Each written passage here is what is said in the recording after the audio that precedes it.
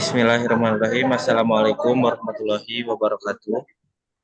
Waalaikumsalam Waalaikumsalam warahmatullahi warahmatullahi wabarakatuh. wabarakatuh. Puji dan syukur marilah kita panjatkan kehadirat Allah Subhanahu wa taala. Shalawat beserta salam marilah kita curah limpahkan kepada junjungan alam, yakni Habibana wa Nabiyana Kanjeng Nabi Muhammad Shallallahu alaihi wasallam, juga kepada sahabatnya, tabiin-tabiatnya, juga mudah-mudahan kita selaku umatnya mendapatkan syafaat yaumil akhir.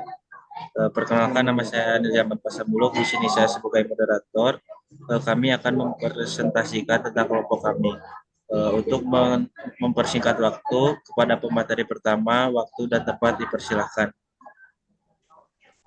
Baik, terima kasih. Bismillahirrahmanirrahim. Di sini saya akan menjelaskan tentang hukum. Hukum adalah sekumpulan peraturan yang terdiri atas norma dan sanksi-sanksi. Hukum merupakan keseluruhan kaedah serta asas yang mengatur ketertiban yang meliputi lembaga-lembaga dan proses-proses guna mewujudkan berlakunya kaedah itu sebagai kenyataan dalam masyarakat.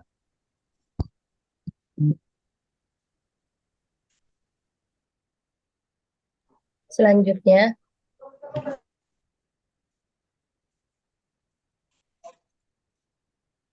di sini saya akan menjelaskan 3 unsur dalam menegakkan hukum.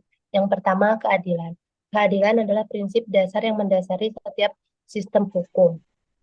Keadilan menuntut agar perlakuan yang setara, hak yang dilindungi, proses yang adil. Yang kedua, kemanfaatan. Kemanfaatan mengacu pada sejauh mana hukum dapat memberikan manfaat bagi masyarakat.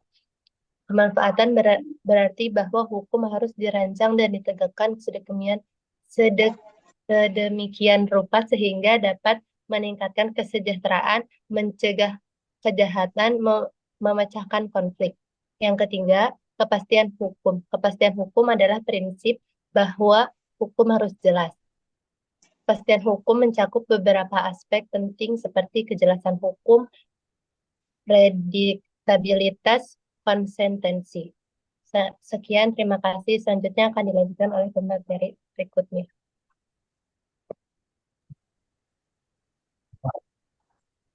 Bismillahirrahmanirrahim. Di sini saya akan menjelaskan tentang lembaga-lembaga hukum. Di Indonesia terdapat beberapa lembaga penegak hukum yang berperan dalam sistem hukum dan keadilan. 3 lembaga utama yang berfungsi sebagai penegak hukum. Yang pertama adalah Polisi Republik Indonesia atau Polri, yaitu Polri bertugas untuk menjaga keamanan dan ketertiban masyarakat, menegakkan hukum dan memberikan perlindungan serta pelayanan kepada masyarakat. Polri juga bertanggung jawab dalam melakukan penyelidikan dan penyidikan terhadap tindak pidana. Lalu yang kedua, Kejaksaan Republik Indonesia. Kejaksaan bertugas sebagai lembaga yang melakukan penuntutan dalam proses peradilan pidana. Selain itu, kejaksaan juga memiliki fungsi dalam penyelidikan dan penyidikan tindak pidana tertentu seperti tindak pidana korupsi. Lalu yang ketiga, Kehakiman Republik Indonesia. Kehakiman bertanggung jawab untuk mengadili perkara-perkara yang diajukan ke pengadilan, baik perkara pidana, perdata, maupun perkara lainnya. Mahkamah Agung adalah pengadilan tertinggi yang membawahi seluruh badan peradilan di Indonesia. Mungkin akan dilanjut oleh teman saya. Saya akan melanjutkan dari rekan saya. Saya akan menjelaskan badan peradilan di Indonesia. Badan peradilan di Indonesia yang tertinggi adalah Mahkamah Agung. Adapun lembaga peradilan di Indonesia yang di bawah Mahkamah Agung, yang pertama Badan Peradilan Umum. Badan Peradilan Umum adalah lingkungan peradilan yang menjalankan kekuasaan kehakiman bagi rakyat pencari keadilan pada umumnya. Yang kedua, Badan Peradilan Agama. Badan Peradilan Agama memiliki peran memeriksa dan memutuskan perkara yang timbul antara orang-orang yang beragama Islam. Adapun yang ketiga, Badan Peradilan Militer.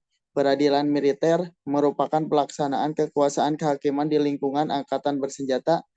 Fungsi peradilan militer untuk menegakkan hukum dan keadilan dengan memperhatikan kepentingan penyelenggara di pertahanan keamanan negara. Yang terakhir, Badan Peradilan Tata Usaha Negara. Peradilan Tata Usaha Negara adalah lingkungan peradilan bagi rakyat pencari keadilan terhadap sengketa tata usaha negara. Mungkin akan dilanjutkan oleh rekan saya. Selanjutnya mengenai upaya-upaya untuk mewujudkan penegakan hukum yang berkeadilan. Yang pertama, ada memperbaiki regulasi hukum. Hal ini bertujuan untuk menciptakan sistem hukum yang adil dan akuntabel serta mampu menjawab berbagai tantangan dan permasalahan yang dihadapi di masyarakat. Yang kedua, memperkuat sistem peradilan. Hal ini bertujuan untuk menciptakan sistem peradilan yang independen, imparsial, akuntabel, dan mudah diakses oleh masyarakat. Selanjutnya, yang ketiga, meningkatkan kesadaran hukum masyarakat. Dengan pemahaman hukum yang baik, masyarakat akan terhindar dari tindakan-tindakan yang melanggar hukum dan mampu menegakkan hak serta kewajibannya dengan penuh tanggung jawab. Dan yang terakhir, memperkuat pengawasan terhadap aparat penegak hukum. Hal ini bertujuan untuk memastikan bahwa aparat penegak hukum menjalankan tugasnya secara profesional, akuntabel, dan bebas dari korupsi, kolusi, dan nepotisme. Selanjutnya, saya serahkan kembali kepada moderator. Baik, terima kasih kepada seluruh pemateri yang telah menyampaikan materinya. Selanjutnya di sini saya akan menjelaskan tentang kesimpulan. Hukum adalah instrumen yang kompleks dan dinamis yang berfungsi untuk menjaga ketertiban dan keadilan dalam masyarakat. Penegakan hukum melibatkan keseimbangan antara keadilan, kemanfaatan, dan kepastian hukum. Ketiga unsur ini harus diperhatikan secara seimbang untuk menciptakan sistem hukum yang efektif, adil, dan dapat diterima oleh masyarakat. Dengan demikian, hukum dapat berfungsi sebagai alat yang efektif dalam menjaga tatanan masyarakat, menyelesaikan konflik, melindungi hak-hak individu, dan memastikan keadilan serta keseimbangan dalam kehidupan bermasyarakat dan bernegara. Mungkin cukup sekian presentasi dari kelompok kami, kurang lebihnya mohon maaf. Wassalamualaikum warahmatullahi wabarakatuh. Waalaikumsalam warahmatullahi wabarakatuh. Waalaikumsalam. Terus beresnya.